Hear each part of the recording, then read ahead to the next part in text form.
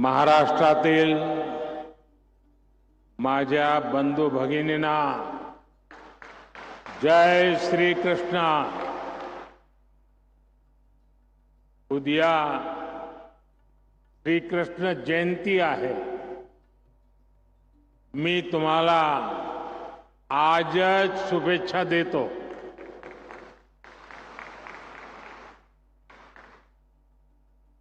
महाराष्ट्र के राज्यपाल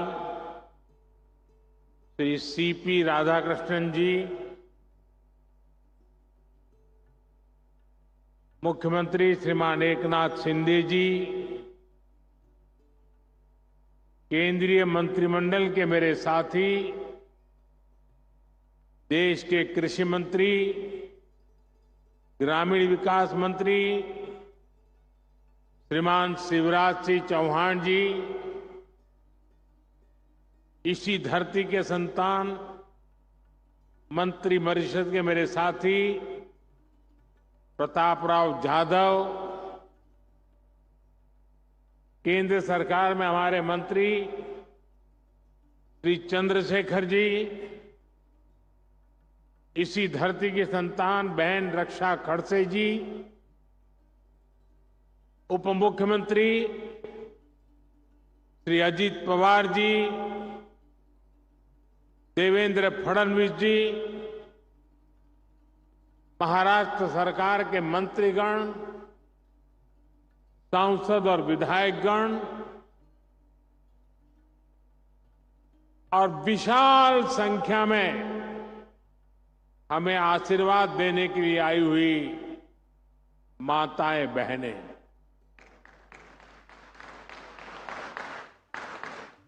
दूर दूर मेरी जहां भी नजर पहुंच रही है, ऐसा लग रहा है माताओं का महासागर उमड़ पड़ा है।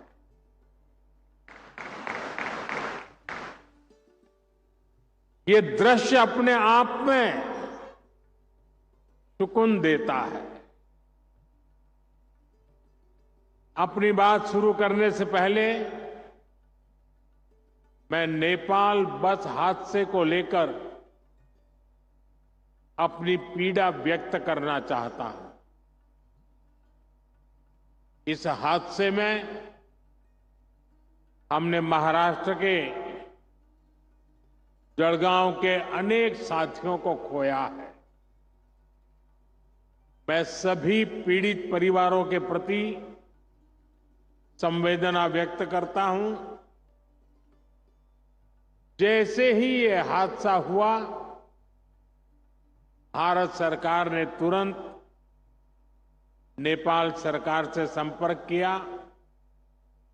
हमने हमारी मंत्री रक्षाताई खड़से को तुरंत नेपाल जाने के लिए कहा।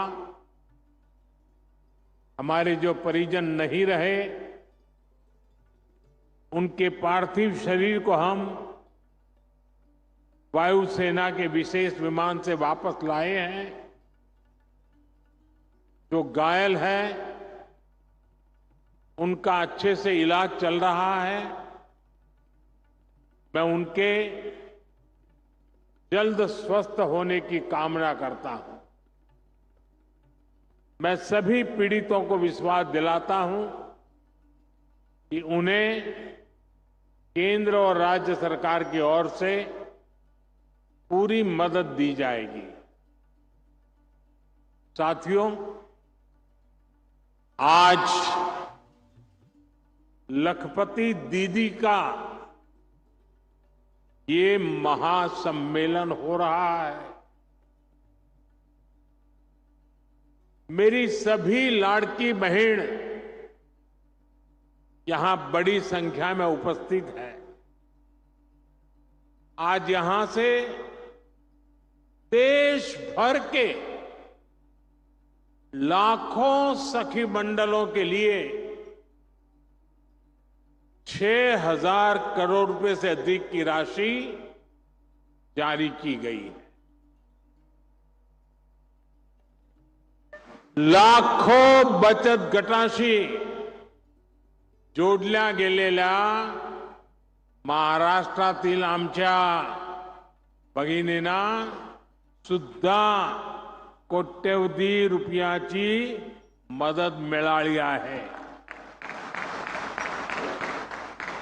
इस पैसे से लाखों बहनों को लखपति दीदी बनाने में मदद मिलेगी. मेरी सभी माताओं बहनों को बहुत बहुत शुभेच्छा. साथियों, आप सभी में मुझे महाराष्ट्र की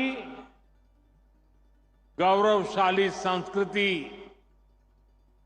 और संस्कारों के भी दर्शन होते हैं. और महाराष्ट्र के ये संस्कार भारत ही नहीं, विश्व भर में फैले हैं. मैं कल ही अपने विदेश के दौरे से लौटा हूं. मैं यूरोप के देश पोलैंड गया था और वहां भी मुझे महाराष्ट्र के दर्शन हुए.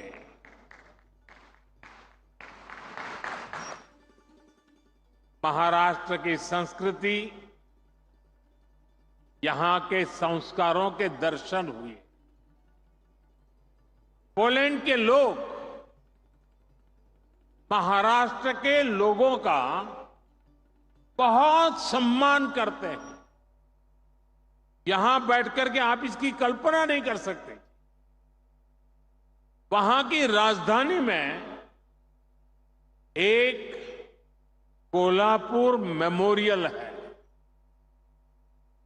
पोलैंड के लोगों ने ये मेमोरियल कोल्हापुर के लोगों की सेवा और सत्कार की भावना को सम्मान देने के लिए बनाया है.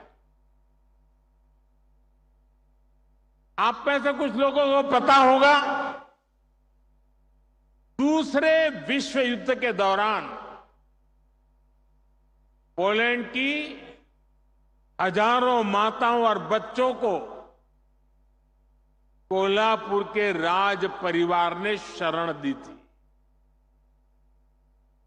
छत्रपति शिवाजी महाराज के संस्कारों के अनुरूप राज परिवार ने, सामान्य लोगों ने शरणार्थियों की सेवा की. जब वहां मैं महाराष्ट्र के लोगों के सेवा भाव,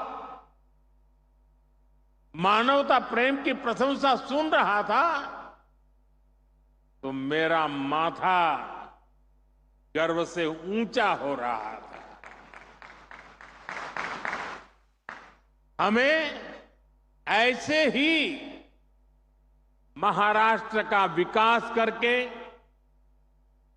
महाराष्ट्र का नाम पूरी दुनिया में और ऊंचा करते रहना है. साथियों, महाराष्ट्र के संस्कारों को यहां की वीर और धीर माताओं ने सृजित किया है. यहां की मातृशक्ति ने पूरे देश को प्रेरित किया है. आमचे जळगाव हे तर वारकरी परंपराचे तीर्थ आहे.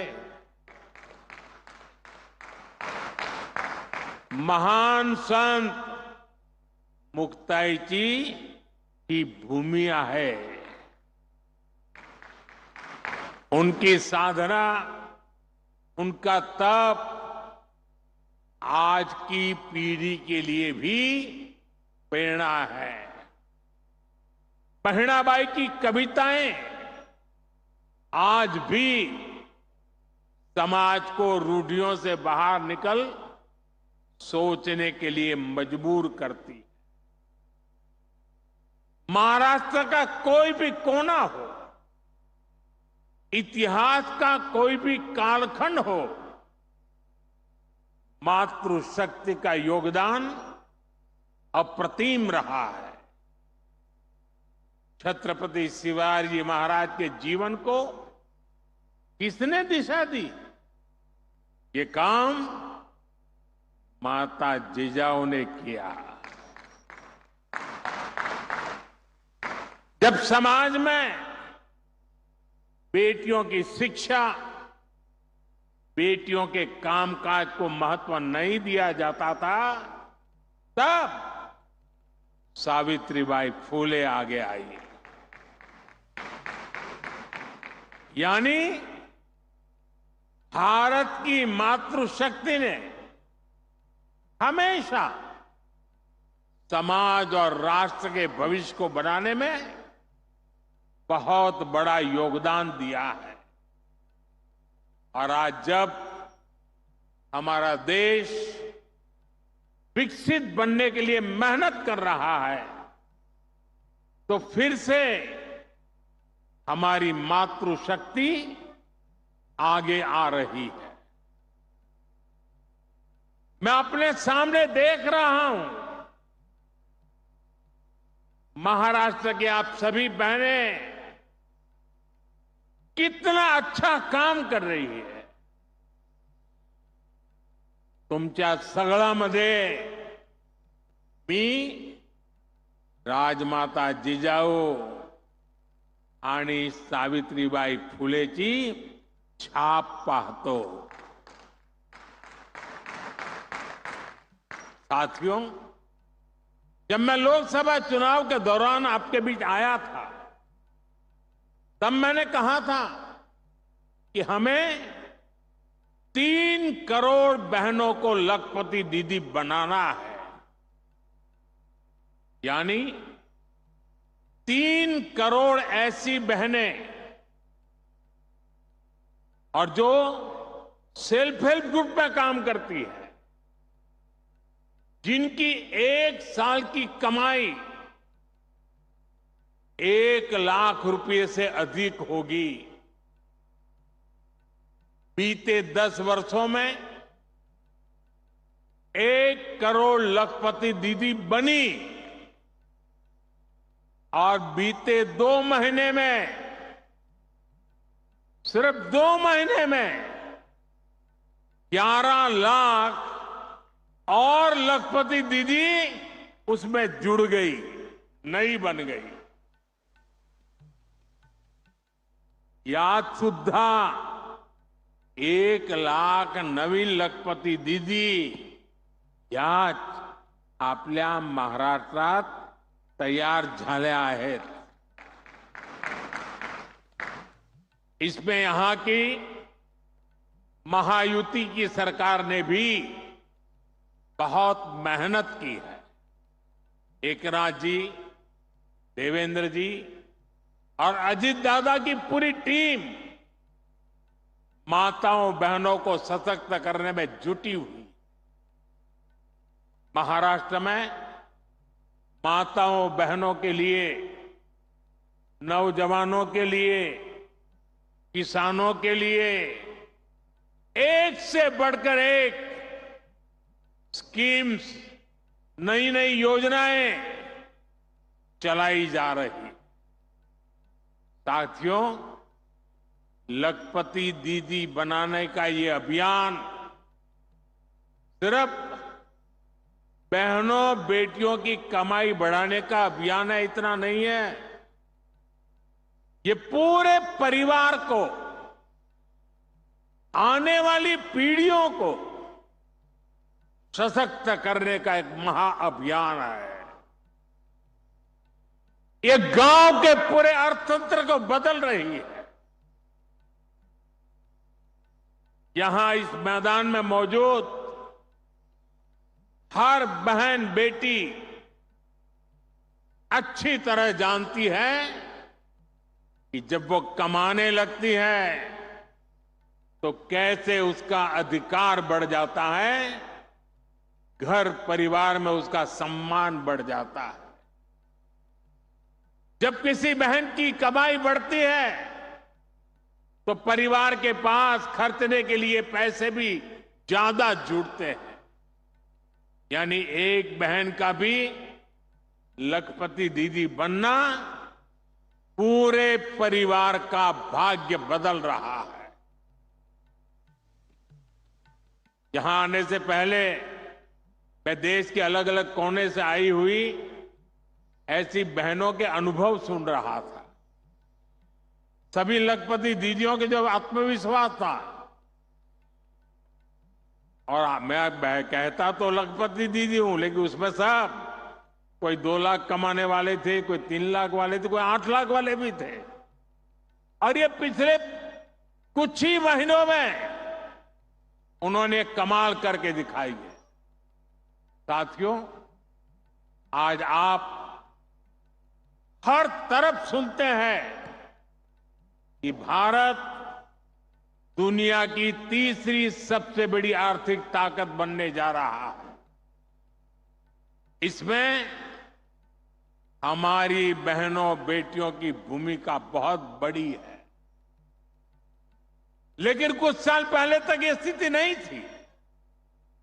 बहनें हर घर, हर परिवार की खुशहाली की गारंटी होती है, लेकिन महिलाओं को मदद मिले इसकी गारंटी लेने वाला कोई नहीं था। देश की करोड़ों बहनों के नाम पर कोई प्रॉपर्टी नहीं होती थी। अगर उन्हें बैंक से लोन लेना होता था तो उनको मिल ही नहीं सकता था। ऐसे में वो कोई भी छोटा मोटा काम करना चाहे तो चाहकर भी नहीं कर पाती। और इसलिए आपके इस भाई ने, आपके बेटे ने एक संकल्प लिया। मैंने तय किया कि कुछ भी हो जाए, मेरे देश की माताओं, बहनों, बेटियों की हर मुश्किल को कम करके ही रहूंगा। इसलिए मोदी सरकार ने एक के बाद एक महिला हित में निर्णय लिए। मैं आज चुनौती देता हूं पहले की सरकारों के 7 दशक एक तरफ रख लीजिए। एक तराजू में एक तरफ 7 दशक और दूसरे तराजू में मोदी सरकार के 10 साल तराजू में रख लिए जाए। जितना काम मोदी सरकार ने देश की बहनों बेटियों के लिए किया है वो आजादी के बाद किसी सरकार ने नहीं किया है। साथियों, ये हमारी सरकार है जिसने तय किया कि गरीबों के जो घर सरकार बनाती है वो महिलाओं के नाम पर रजिस्टर हो। अभी तक जो 4 करोड़ घर बने हैं उनमें से अधिकतर महिलाओं के नाम पर है। अभी 3 करोड़ और घर बनाने वाले हैं। इनमें से भी अधिकतर घर हमारी माताओं बहनों के नाम ही होंगे, महिलाओं के नाम होंगे। दूसरा काम हमने बैंकों से जुड़ी व्यवस्था में किया।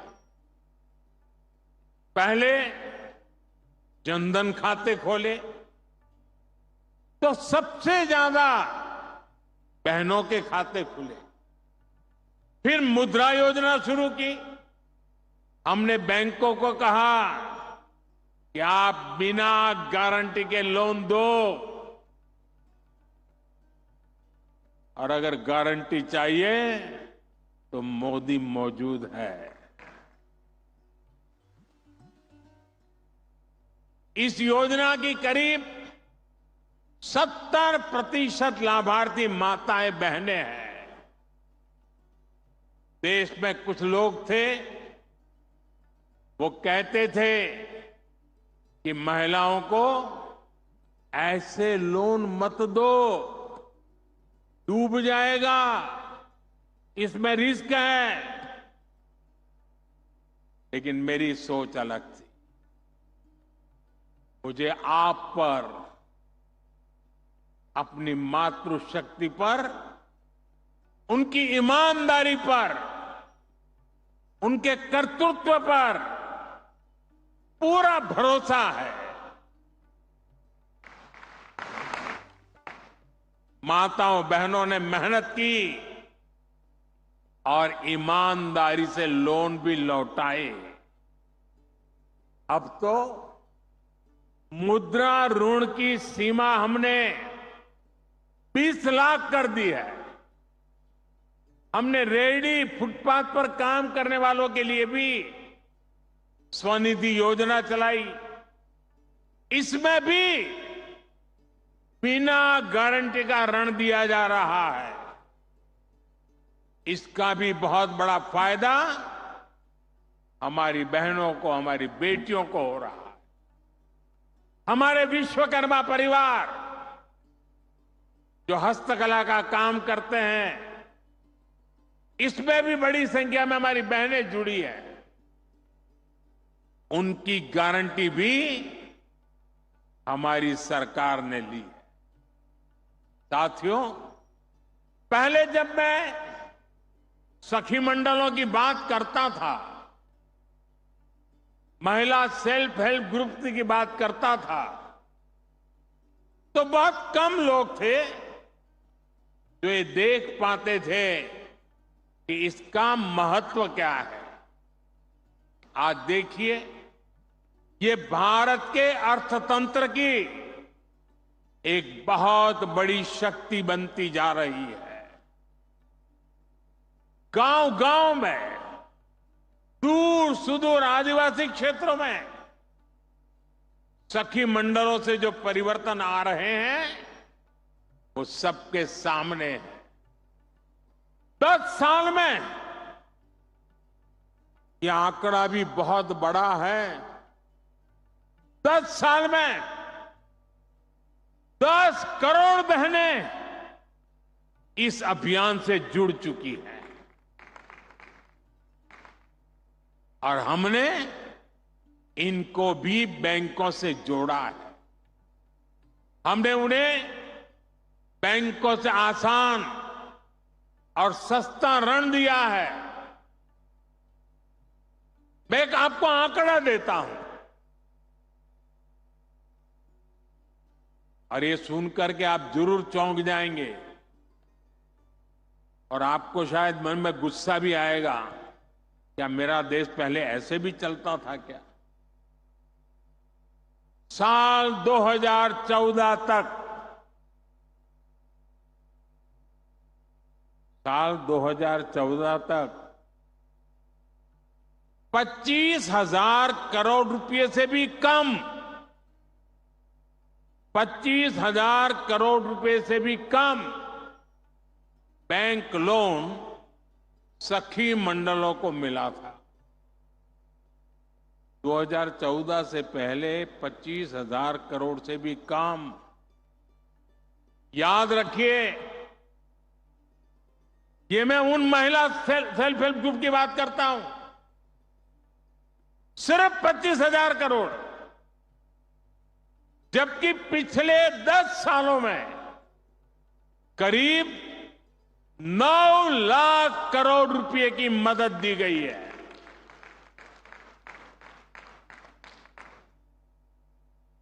कहां 25,000 करोड़ और कहां 9 लाख करोड़।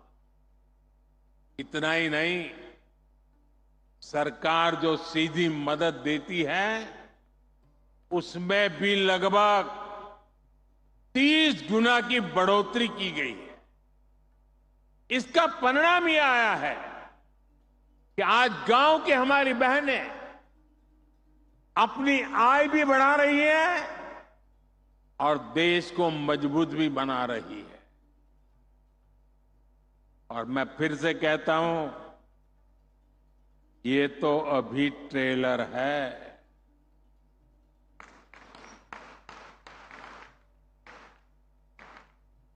अब हम बहनों बेटियों की भूमिका का और विस्तार कर रहे हैं। आज 1.25 लाख से अधिक बैंक सखियां गांव-गांव बैंकिंग सेवाएं दे रही है। और अभी मुझे कुछ बहनें बता रही थी, 1-1 करोड़ रुपए का कारोबार करती है। अब हम बहनों को ड्रोन पायलट बना रहे हैं।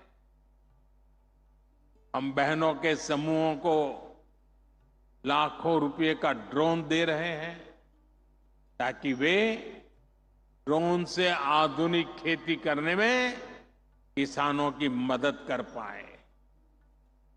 हम 2 लाख पशु सखियों को भी ट्रेन कर रहे हैं ताकि वे पशुपालकों को मदद कर सके। यही नहीं, आधुनिक खेती के लिए, प्राकृतिक खेती के लिए भी हम नारी शक्ति को ही नेतृत्व दे रहे हैं। इसके लिए हमने कृषि सखी कार्यक्रम शुरू किया है।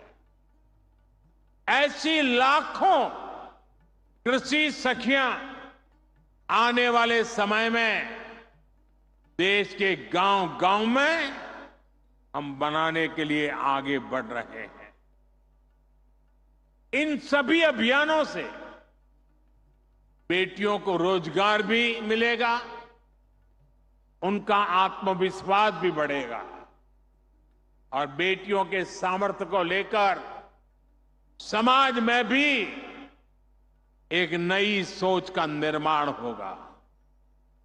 साथियों, अभी पिछले महीने ही देश का एक बजट आया है।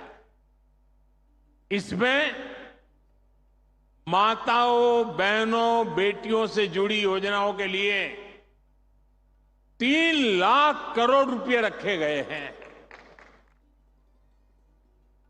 बेटियां ज्यादा संख्या में नौकरी करें, इसके लिए दफ्तरों में, फैक्ट्रियों में उनके लिए विशेष सुविधाएं बनाने की घोषणा की गई है। रहने के लिए वर्किंग विमेन हॉस्टल की सुविधा हो, बच्चों के लिए क्रेच की सुविधा हो, इसके लिए केंद्र सरकार काम कर रही है। हमारी सरकार बेटियों के लिए हर सेक्टर खोल रही है जहां कभी उन पर पाबंदियां थी। आज तीनों सेनाओं में महिला अफसर तैनात हो रही है, फाइटर पायलट तैनात हो रही है, सैनिक स्कूलों में, सैन्य अकादमियों में बेटियों को दाखिला मिल रहा है। जो हमारी पुलिस फोर्स है, जो हमारे अर्धसैनिक बल है, उनमें बेटियों की संख्या में बहुत बड़ी वृद्धि हुई है। गांव में कृषि और डेयरी सेक्टर से लेकर स्टार्टअप क्रांति तक आज बड़ी संख्या में बेटियां बिजनेस मैनेज कर रही है। राजनीति में भी बेटियों की भागीदारी बढ़े, इसके लिए हमने नारी शक्ति वंदन कानून बनाया है। साथियों, माताओं, बहनों, बेटियों का सामर्थ्य बढ़ाने के साथ साथ उनकी सुरक्षा भी देश की प्राथमिकता है। मैंने लाल किले से भी बार बार इस विषय को उठाया है।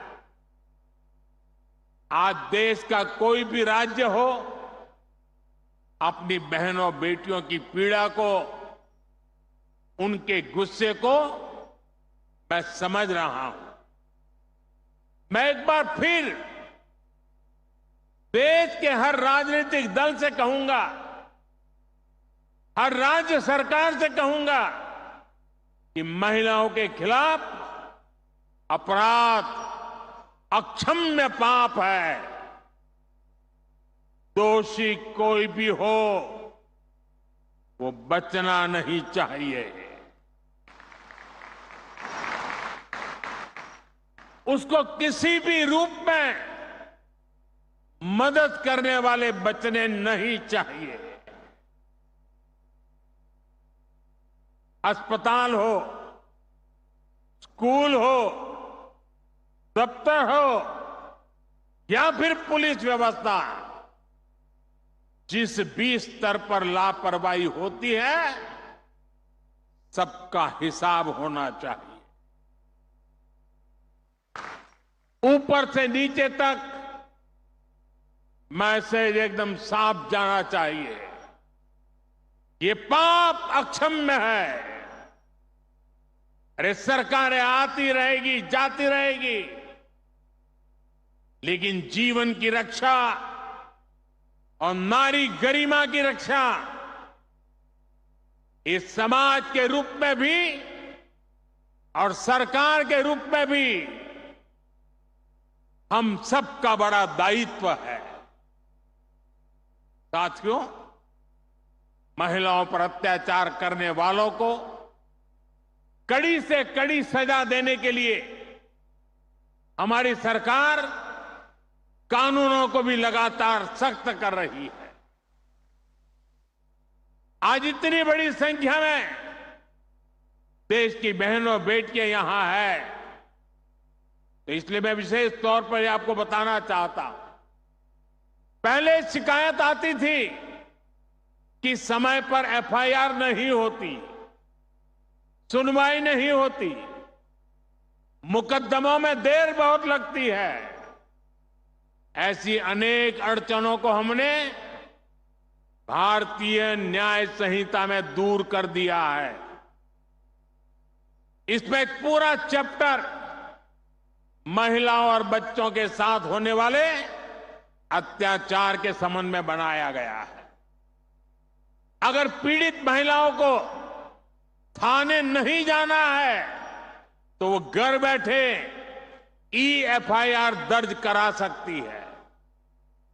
हमने ये भी पक्का किया है कि एफआईआर से थाने के स्तर पर कोई टाल मटोल या फिर छेड़छाड़ नहीं कर पाएगा।